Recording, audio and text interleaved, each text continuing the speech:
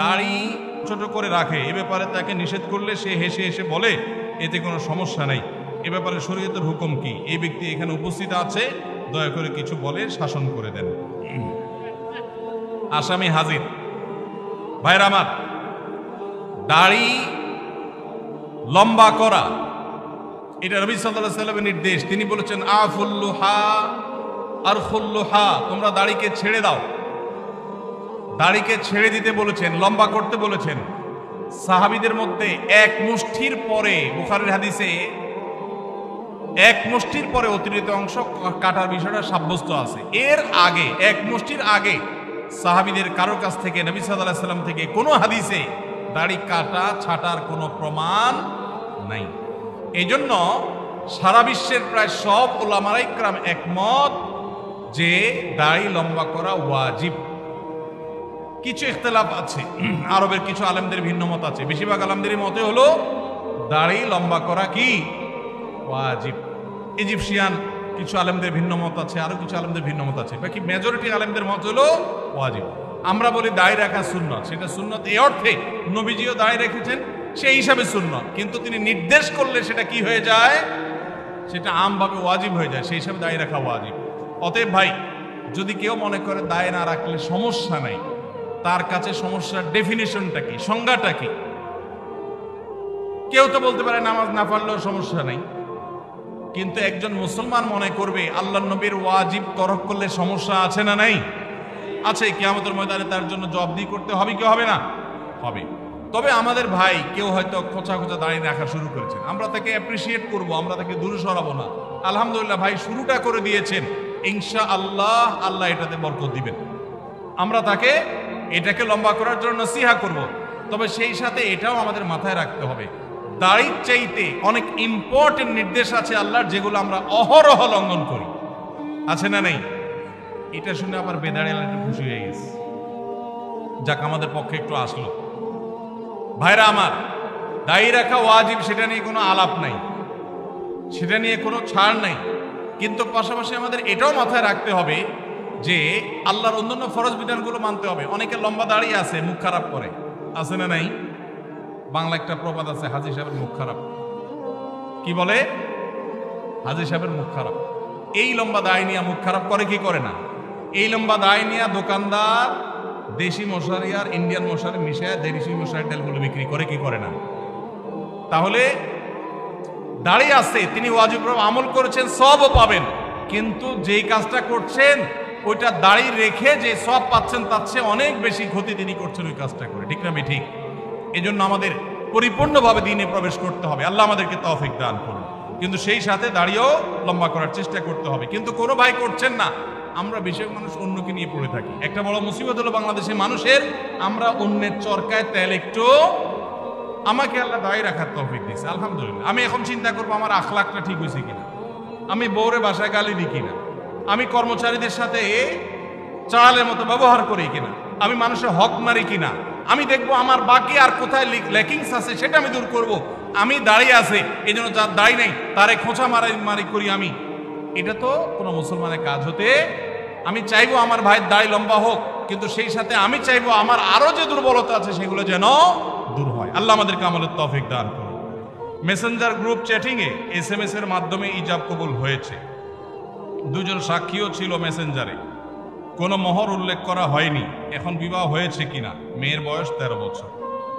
আজকাল আমাদের অনেক যুবকরা আল্লাহর শরীয়তের সাথে তামাশা করে। তামাশা, এগুলো আল্লাহর শরীয়তের সাথে কি তামাশা? দিন কোনো ফাইজলামির নাম না ভাইরা আমার, সিরিয়াস ইস্যু। অনেকে আল্লাহকে সাক্ষী রেখে বিয়ে করে, এটা হলো অতি ভালো সাজা। অতি ভালো সাজা তো চোরের আলামত।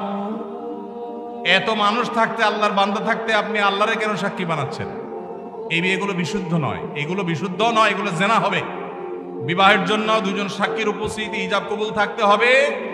এই মেয়ে, বাচ্চা মেয়ে, তার বাবা কোথায়, মা কোথায়, অভিভাবক কোথায়, কোথাকার মেয়ে, জেনা করতে গিয়ে অনেক যুবককে শয়তান নেক্সট সুরতে ধোঁকা দেয়। তারা মনে করে আমরা হালাল করছি, অথচ তারা জেনায় লিপ্ত আছে। আল্লাহ আমাদের যুবক ভাইদেরকে হেদায়েত দান করুন। এগুলো জায়েজ নাই ভাই। কোনো ব্যক্তি যদি তার সম্পত্তি 5 জন সন্তানদের মধ্য থেকে একজনকে বাদ দিয়ে 4 জনকে লিখে দিয়ে দেয়, সে ব্যক্তি মারা গেলে তার জানাজা নামাজ পড়া যাবে কিনা? ভাইরা আমার, আমাদের দেশে অনেকে এই কাজটা করেন, তেজ্যপুত্র করেন। প্রচলিত আইনে তেজ্যপুত্র কোথাও থাকতে পারে, কিন্তু ইসলামে তেজ্যপুত্র বলতে কোনো কিছু নবী করিম সাল্লাল্লাহু আলাইহি সাল্লাম পরিষ্কারভাবে নিষেধ করেছেন। কোন মুসলমান অন্য মুসলমানকে ত্যাগ করে চিরকালের জন্য তার সাথে সম্পর্ক ছিন্ন করে ফেলবে, এটা জায়েজ।